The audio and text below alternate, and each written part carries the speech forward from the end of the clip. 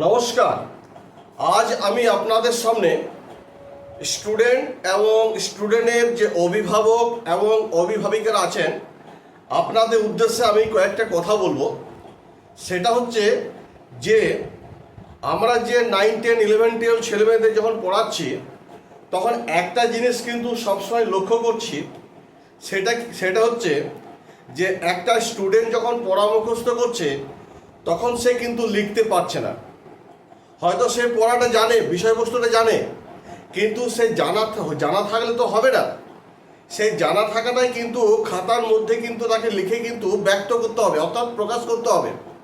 কিন্তু এখন দেখতে পাচ্ছি ম্যাক্সিমাম স্টুডেন্ট পরীক্ষার হলে গিয়ে বা আমরা যে প্রাইভেট টিউটর আমরা যেখানে এসে পড়াচ্ছি, যখন কোনো কিছু লিখতে দিচ্ছি এবং সেই লেখার ডেফিনেশনটা যদি একটু যদি বড় হয় তাহলে দেখতে পাচ্ছি তার লিখতে অনেকক্ষণ টাইম লাগছে বা হাতের লেখাও অতি বাজে এবং লেখাটা অনেক সময় ধরে লিখছে, তাড়াতাড়ি লিখতে পারছে না গো।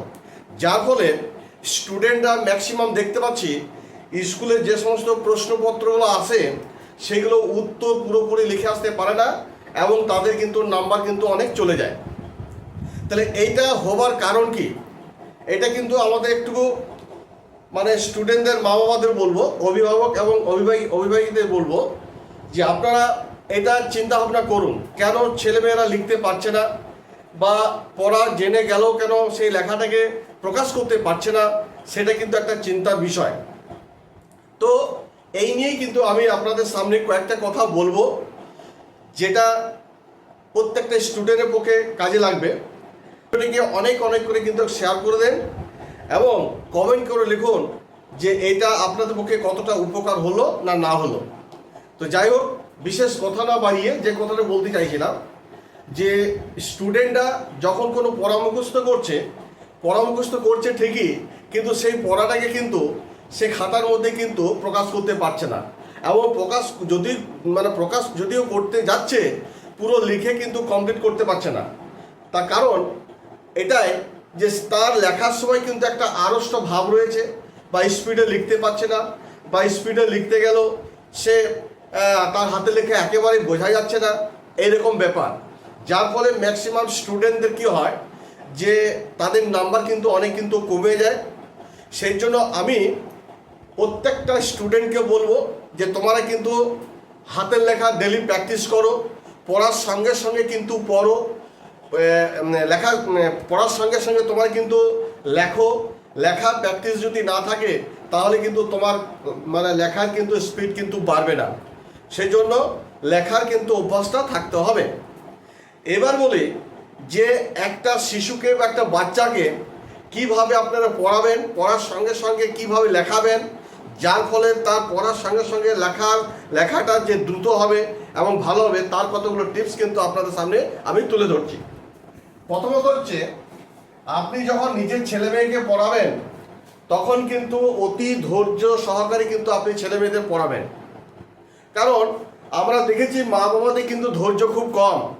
একটা বাচ্চা বা একটা শিশু যখন পড়ছে তার মায়ের কাছে বা বাবার কাছে, পার্টিকুলারলি যখন তার মায়ের কাছে পড়ছে, মা কিন্তু সব মায়েদের কথা বলছি না, কিন্তু কিছু মা আছে সেই ছেলেকে ধমক দিয়ে দেয়, হ্যাঁ তোর জন্য হচ্ছে না, আমার কাজ কামাই হয়ে গেল, আমার এই করতে হবে, ওই করতে হবে, হ্যাঁ দুমদাম করে দু একটা কিল মেরে দিয়ে ব্যাস পড়াশোনা যে তাকে যে শেখাতে হবে, বাচ্চাটা কি জানতে চাইছে না জানতে চাইছে, কীভাবে পড়তে চাইছে, তার সঙ্গে যে খেলার ছলে তাকে যে পড়িয়ে বোঝাবো, সেটা কিন্তু আজকালকে দেখতে পাওয়া যায় মা বাবাদের সেই ধৈর্য কিন্তু খুব কম।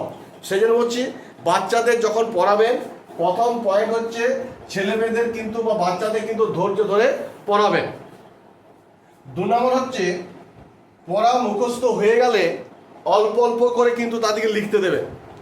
হ্যাঁ, যখন পড়া মুখস্থ হয়ে যাচ্ছে বা পড়তে বলতে পারছে তাকে কিন্তু লিখতে দেন, অল্প করে লিখতে দেন, সে লেখুক।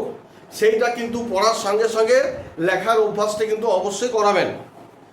3 নম্বর হচ্ছে, হাতের লেখা খারাপ হলেও কখনো কিন্তু বকবেন না, এটা কিন্তু মাথায় রাখবেন। একটা বাচ্চা ছেলে বা একটা শিশু, হ্যাঁ, যখন সে লিখতে যাবে তার হাতের লেখা খারাপ হতেই পারে, কিন্তু আমার বক্তব্য হচ্ছে তাকে পড়ার সঙ্গে লিখতে দেন, তাতে হাতের লেখা যদি খারাপ হয় কিন্তু আপনারও তাকে বকবেন না।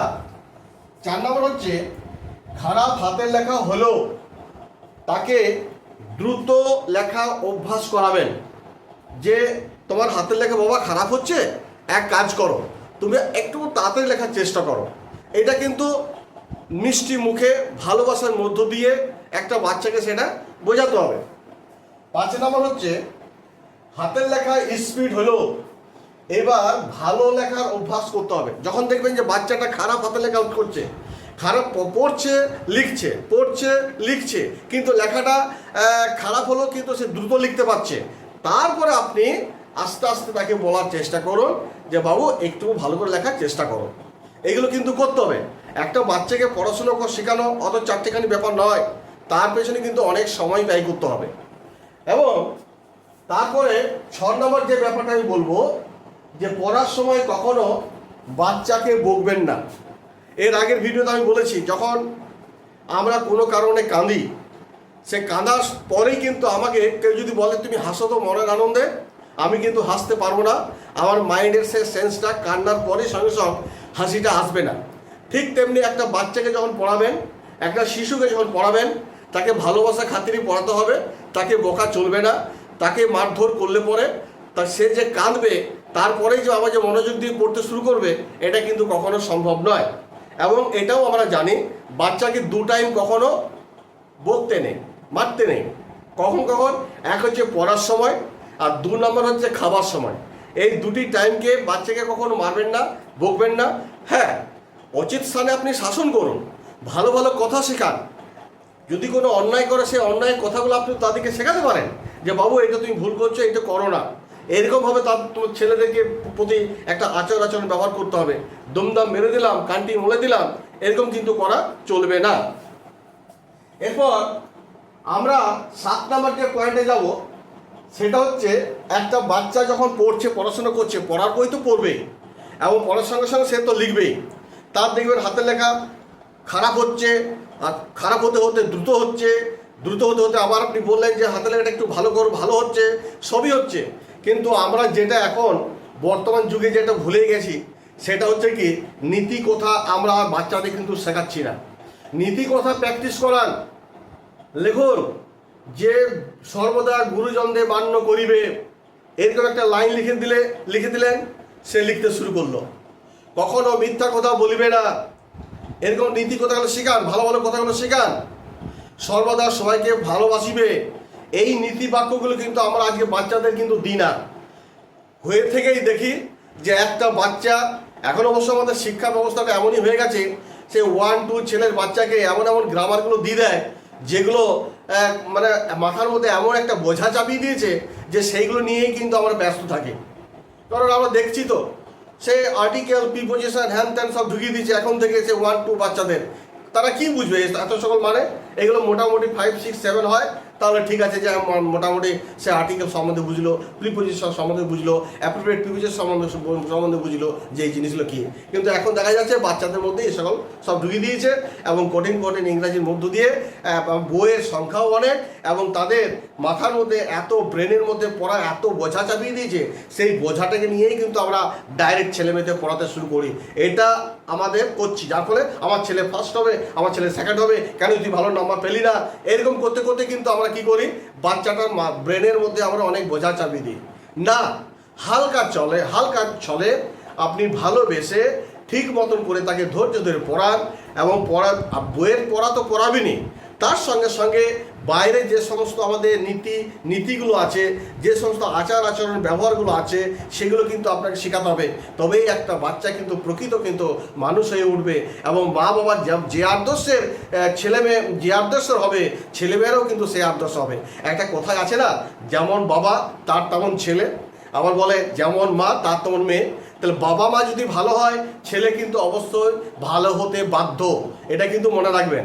আর বাবা মা যদি ঠিক মতন যদি নিজেদের মধ্যে যদি না ঠিক থাকে, তাহলে ছেলেও কিন্তু সেইগুলো শিখবে, এবং সেও কিন্তু ঠিক মতন পরিচালিত হবে না, বা সে কিন্তু আপনার আউট অফ রেঞ্জে কিন্তু চলে যাবে। নেক্সট যে কথাটা বলছিলাম, যে আপনি যখন এত পরিশ্রম করবেন, তখন কিন্তু আপনার ছেলেমেয়েরা এই যে খাটছে, বা আপনি যে খাটছেন, এই পরিশ্রম কখনো কিন্তু ব্যথা যাবে না, এটা কিন্তু সবসময় মনে রাখবেন। এবং এইভাবে 9 নম্বর যেটা বলবো, এইভাবে যদি ছেলে মেয়েদের যদি আপনি তৈরি করতে পারেন, তখন 10 নম্বর পরিশেষে আপনি দেখবেন আপনি এবং আপনার ছেলে মেয়ে কি হচ্ছে, যে পরিশ্রম করলেন সেই পরিশ্রমে কিন্তু তার একটা সফলতা লাভ করবেন। একটা বাচ্চাকে আপনি ডাক্তারি তৈরি করতে চাইছেন, যে তুই ডাক্তার হবি, বলছেন আপনি ইঞ্জিনিয়ার হবি, ডাক্তার হবি, ইঞ্জিনিয়ার হবি, আবার বলছে তুই বড় অফিসার হবে। এরকম প্রত্যেকটা মানুষেরই কিন্তু প্রত্যেকটা বাচ্চা প্রতি কিন্তু একটা কি তার একটা গঠন করার চেষ্টা করে বা ছেলে মেয়ের কিন্তু থাকে। কিন্তু সেটা হতে গেলে তাকে কিন্তু প্রথম থেকে শেষ পর্যন্ত তাকে পড়াশোনার প্রতি একটা মনোযোগ দিতে হবে, ভালো করে পড়াশোনা করতে হবে, মা বাবাকে ঠিক থাকতে হবে এবং তাদেরকেও কিন্তু কঠোর পরিশ্রম করতে হবে। মনে রাখবেন, একটা ডাক্তার বা একটা ইঞ্জিনিয়ার বা একটা ভালো অফিসার পদে যখন একটা বাচ্চা হয় বা একটা মেয়ে যখন হয়, তার বয়স কিন্তু 23 ইয়ার্স হয়। ওই বাচ্চাটার প্রতি কিন্তু 23 বছর আপনাকে কিন্তু খাটতে হবে। তার সেটা পড়াশোনার দিক দিয়ে হোক, অর্থনৈতিক দিক দিয়ে হোক, দুটোই কিন্তু আপনাকে সেই বাচ্চাটা প্রতি যদি আপনি দিতে পারেন, যত্ন করে যদি পড়াতে পারেন, নিজেদের ভালো ব্যবহারগুলো যদি প্রয়োগ করতে পারেন, দেখবেন আপনার ছেলে যেটা হবার জন্য লক্ষ্যে স্থির হয়েছে সেই লক্ষ্যে হয়তো পৌঁছে গেল। আর তাও যদি না হতে পারে, কিন্তু তার ধারে কাছে হলেও আপনার ছেলে কিন্তু সেটা তৈরি হবে, এটা কিন্তু একটা গ্যারান্টেড। সেই জন্য বলবো, বাচ্চারা এখন যে আমরা দেখতে পাচ্ছি 9, 10, 11, 12 পর্যন্ত দেখছি, তারা কিন্তু লিখতে পারছে না। কি যে পরিস্থিতি এসছে বুঝতে পারছি না গো। লেখার না কারণ হচ্ছে তাদের অভ্যাস নেই, লেখার অভ্যাস নেই। পড়ার সঙ্গে সঙ্গে লেখার অভ্যাস শেখান, দেখবেন প্রত্যেকটা বাচ্চাই কিন্তু যে পড়াটা পড়লো সেটা নিজের ভাষায় ব্যক্ত করতে পারবে। এই বলে আপাতত এখানে ভিডিওটি শেষ করছি।